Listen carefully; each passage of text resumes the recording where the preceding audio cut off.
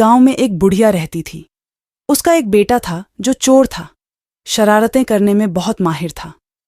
घरिया अपना और अपने बेटे का पेट भरने के लिए कड़ी मेहनत करती थी। एक दिन घरिया बीमार पड़ गई। घर में खाने के लिए कुछ नहीं था। रात में माँ और बेटा दोनों भूखे रह गए। अगले दिन माँ ने कहा, अब कुछ काम करो, जंगल से लकड़ियां ले आओ और उन्हें बेचकर समय गुजारो। शेख चिल्ली ने जंगल का रास्ता पकड़ लिया। जो भी पेड़ उसके रास्ते में आता वह उससे पूछता, तुम्हें काटूं या नहीं? कोई भी पेड़ उसे उत्तर नहीं देता। शाम हो गई थी। शेख चिल्ली घर लौट आया। वह आने की योजना बना रहा था। जब उसे एक पेड़ दिखाई दिया तो वह उसके पास गया और पूछा, क्या मैं तुम्हें काट दूं? पेड़ ने कहा, हाँ, काट दो, लेकिन मैं एक सलाह देता हूं।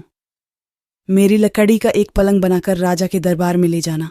यदि राजा उसका दाम मांगे तो कहना कि पहले 2 रात इस पर सौ लूं, फिर उचित समझे तो खरीद लेना। पेड़ के निर्देशानुसार शेख चिल्ली ने उसकी लकड़ी काटकर एक बिस्तर तैयार किया और राजा के दरबार में पहुंच गया। राजा ने कीमत पूछी तो शेख चिल्ली ने कहा, पहले इस पर 2 रात आराम करो।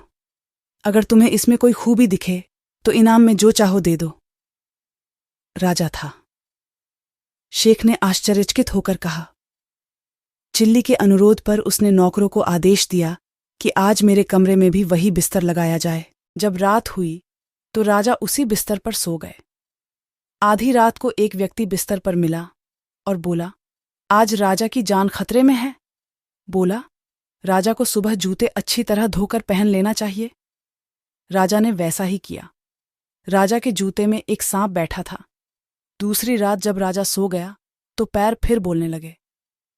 एक ने कहा, तुम बिस्तर पकड़ो, मैं कुछ समाचार इकट्ठा करूंगा। 3 पैरों ने बिस्तर पकड़ लिया। जब चौथा लौटा तो उसने खबर दी कि राजा का मंत्री राजा को मारने की साजिश रच रहा था। फिर दूसरा मिला और लाया। खबर है कि राजा की एक दासी मंत्री से मिलकर राजा को जहर देना चाहती थी।